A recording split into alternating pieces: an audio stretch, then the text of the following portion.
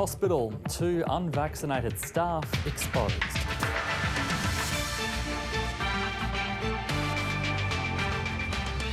Wild weather hits WA with flooding, trees down and roofs blown off.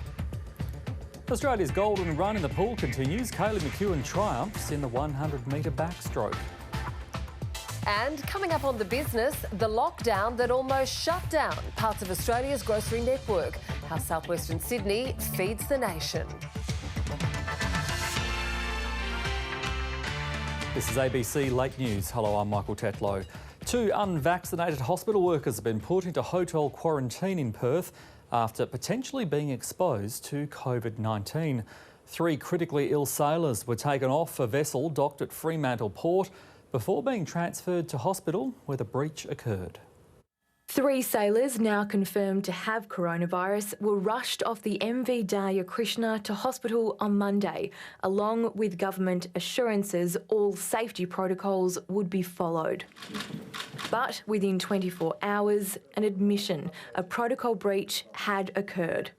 There's no excuse for this, and I'm very angry and disappointed and frustrated that this has occurred. When the first sailor was transferred to Fiona Stanley Hospital's intensive care unit, the service lift malfunctioned. Instead of being rested for a period, the lift continued to be used, with 2 hospital workers unwittingly getting on. It's a technical fault and we're still trying to ascertain what's caused that technical fault. It was not a human error. It's the 3rd time a COVID breach has occurred in the state's hospital system during the transfer of a positive patient in a lift. It is completely unacceptable and the part-time health minister needs to lift his game. The staff members, a cadet nurse and technician, were alerted immediately and sent home to isolate before being put into hotel quarantine. Authorities say the risk of COVID transmission was low. Neither had been vaccinated. Unfortunately not. They weren't vaccinated? Neither had decided to take the vaccine. What? Seriously? They're not vaccinated? Wow. It's the 4th time a ship has entered WA via Indonesia with COVID-positive crew on board. The WA government continues to urge the Commonwealth to step in to ensure stricter COVID protocols are being enforced at Indonesian ports. But the industry body which represents shipping companies says Australia should also be looking to vaccinate foreign sailors as they arrive. Seafarers are the key component of our supply chain. I think it's important to protect them from a welfare point of view and from a health point of view to make sure that our supply chains continue. The state government hopes it's something the Commonwealth will consider. 17 crew remain on board the Daya Krishna, isolating in their cabins. 5 have flu-like symptoms and all are being tested for COVID-19. Eliza Lushon, ABC News.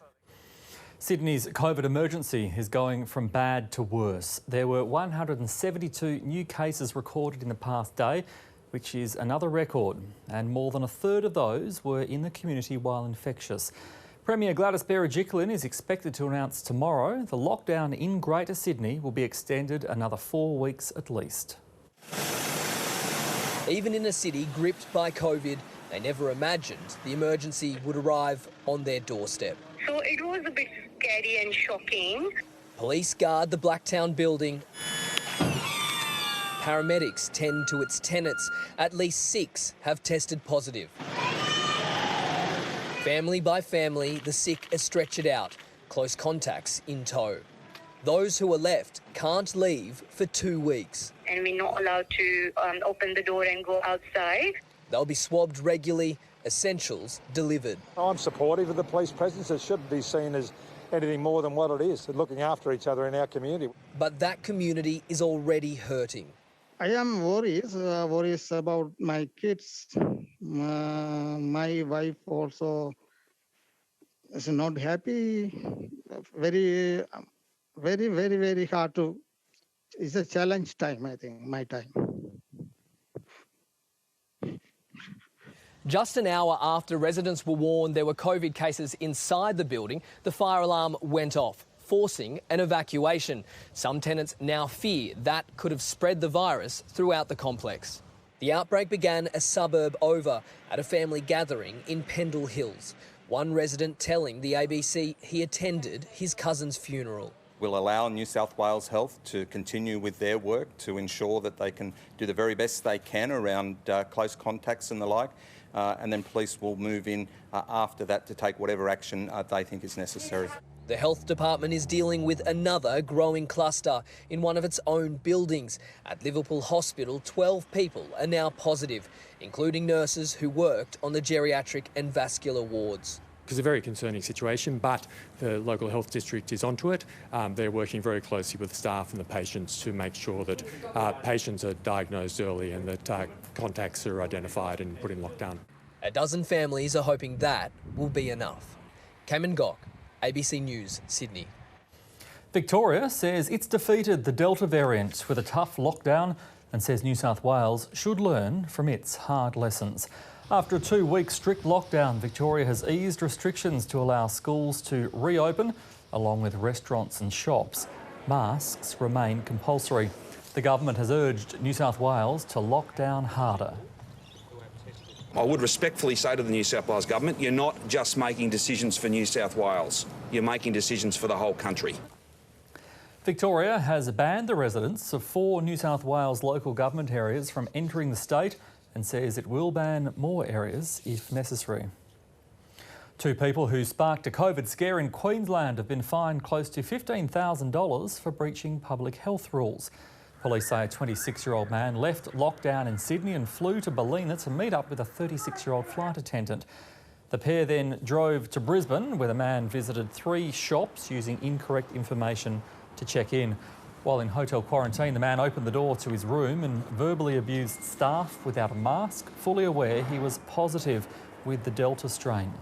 He's been fined more than $9,000, while the woman will have to pay more than $4,000. Wild weather has hit WA's southwest with flooding, trees downed and roofs blown off. It's been a record wet July already and there's a warning of more to come. Emergency services responded to more than 250 calls for help, with the southwest hit hard. For the Suttons in Coarumup, disaster came early in the morning. I went and grabbed my kids from their rooms, came into our room and we all cuddled in bed, and then at 4 a.m. this morning, they just heard a massive screech, and as you can see, the whole roof ripped off. Dardanup, Australind, Geograph and Carradale were hit. Winds stronger than 135 kilometres an hour were recorded at Cape Leeuwin. The wind whistling around the cottage, some roaring at times. Yeah, it was pretty cyclonic, so yeah, it was but awesome. The highest rain reading was 85 millimetres at Jarradale. In Perth, heavy falls caused traffic chaos. This house in Doubleview suffered major damage. The Department of Fire and Emergency Services took calls from Rockingham, Success, Spearwood and Gosnells, where the rail line needed some special attention. Byford was hit particularly hard. The local park turned into a pool. It's not over yet, with more rain and winds to come later this week. The stormy weather for July is not quite finished yet. We do have another frontal system coming through on Thursday. That will bring a prolonged period of gusty winds with gusts up to 100 kilometres an hour. Those conditions are expected from Perth across to Esperance. Residents have been told to prepare now. To make sure they clean the gutters, tie down loose objects, check around their properties and clean up some of the debris that's already fallen. There's a warning that only a little more rain could lead to rivers, creeks and small dams overflowing. But for some brave or foolhardy souls, the stormy weather means one thing: a big swell to take advantage of. David Webber, ABC News.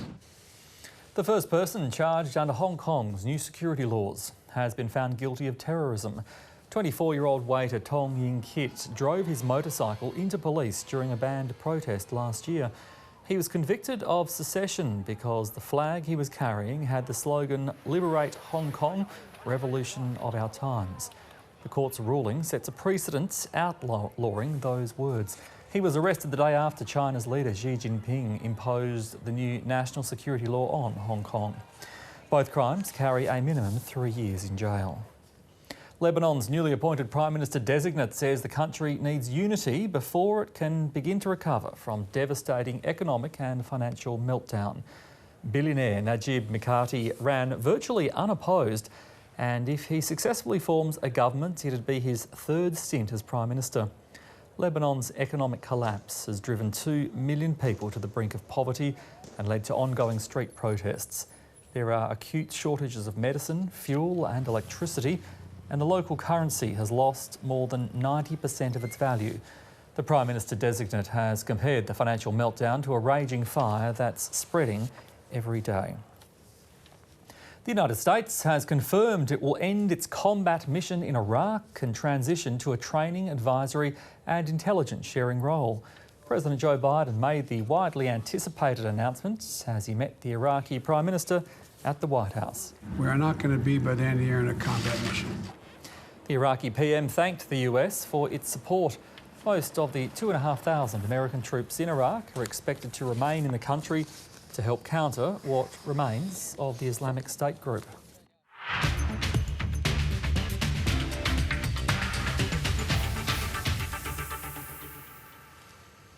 Australia's Kaylee McKeown says she was inspired by her late father during her victory in the women's 100 metres backstroke. It was Australia's third gold medal in the pool, all won by women, with the promise of more to come. From Tokyo, here's the ABC's national sport reporter, David Mark. If ever an Olympic gold was meant to be, it was this one for Kaylee McKeown. He was with me that entire race, not just the last 10 metres. So, it's kind of a little superpower I have to myself. McKeown's father, Sholto, died last year from brain cancer, and ever since she's dedicated her swimming to him. This is a real testament to Kaylee and her strength to be able to be so resilient and get back in the water after that. She turned in third behind Canadian Kylie Mass, but powered home in the last 25. Her emotions overflowed in and out of the pool.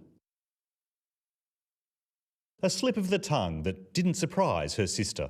You can take the girl out of Caboolture, but you can't take Caboolture out of the girl. So we've always been a bit bogan growing up, and Kaylee's just picked the perfect time to let that come out. I'm not going to have the same reaction as I did to start with. I'm sure you know what I'm talking about, and I haven't even dreamt of it before. So, it's something that I'm just still soaking up and taking in. The result wasn't as good for Mitch Larkin, who finished 7th in the men's final behind Russian Evgeny Rylov. Yesterday's gold medalist Ariarne Titmus once again showed her stunning finishing speed to qualify fastest for tomorrow's 200 metres freestyle final. Alongside her once again will be her American rival, Katie Ledecky, who led from the front to win her semi, and another Australian, Madison Wilson. So far for Australia in the pool, it's been the Women's Olympic Games. David Mark in Tokyo. In the AFL, Sydney Swan star Buddy Franklin has successfully challenged a one-match ban for elbowing Fremantle's Luke Ryan on Sunday. While the Dockers are set to go into this week's game against Richmond missing a number of big names to injury, including defender Alex Pearce, ruled out with concussion.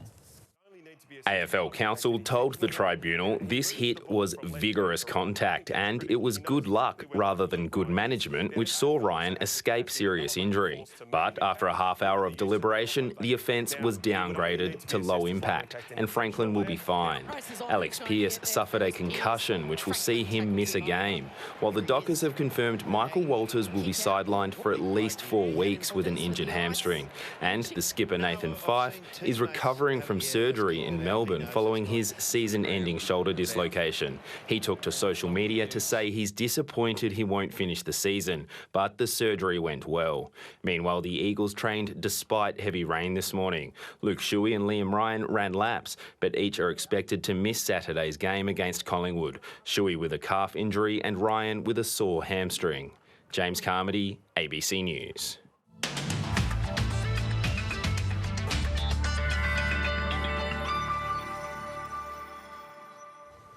More showers for Perth tomorrow, a low of 10 before a top of 18 degrees.